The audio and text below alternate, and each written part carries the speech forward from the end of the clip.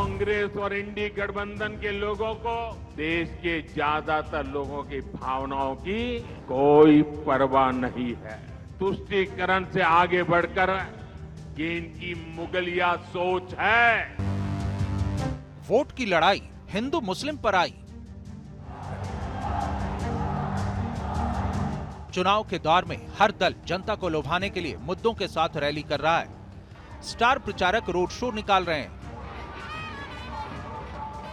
मंच पर वोटर्स को लुभाने वाले भाषण दे रहे हैं, वार पलटवार और आरोप प्रत्यारोप के सहारे जनता के दिलों में जगह बनाने की कोशिश कर रहे हैं। लेकिन इस बार चुनाव में एक नया मुद्दा जुड़ा है, दो समुदाय में बटे वोटर्स का, जिन्हें अपनी अपनी तरह से लुभाने की कोशिश हो रही है। और इसकी शुरुआत हुई है कांग्रेस पार्टी के मैनिफेस्टो से, जिसमें अल्पसंख्यकों के लिए कुछ विशेष लाभ देने का जिक्र है।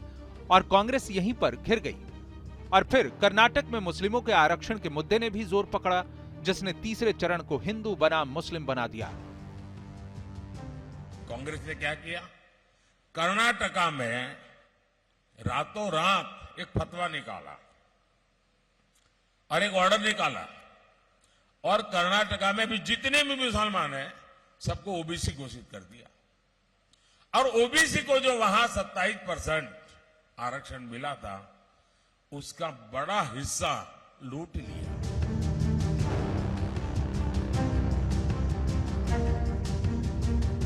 अब दिक्कत यह है कि कांग्रेस के पास इस मुद्दे पर बोलने के लिए कुछ इसलिए नहीं है कि कर्नाटक में कांग्रेस ने मुस्लिम रिजर्वेशन लागू करके एक समुदाय को तो साध लिया, लेकिन इसी मुद्दे पर वो बैकफुट पर आ गई है। इसलिए बीजेपी को हिंदू मुस्लिम की राजनीति पर घेरने लगी है।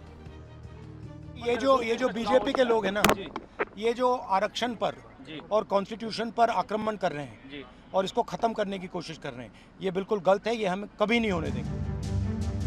इसका सीधा मतलब है कि अब अगले चरण का एजेंडा सेट हो चुका है।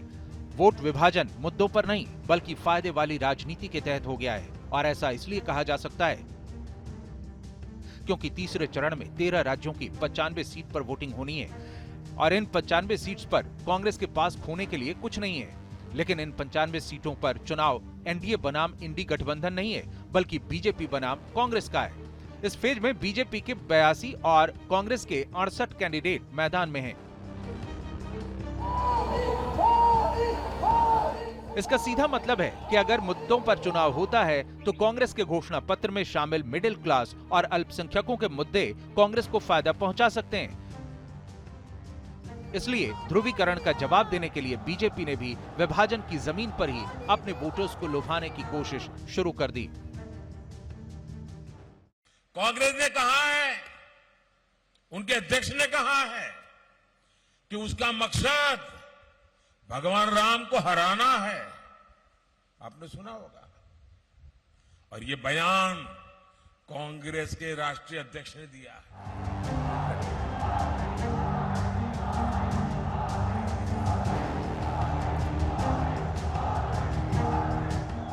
हालांकि पीएम मोदी चुनाव में इस तरह के मुद्दे उठाते नहीं थे, लेकिन कांग्रेस की तरफ से एक समुदाय विशेष के लिए दी जाने वाली सहूलियतों का मुद्दा जैसे ही उठा, वैसे ही पीएम मोदी ने कांग्रेस के ध्रुवीकरण वाले वार पर पलटवार शुरू कर दिया और कांग्रेस का घेराव कर लिया।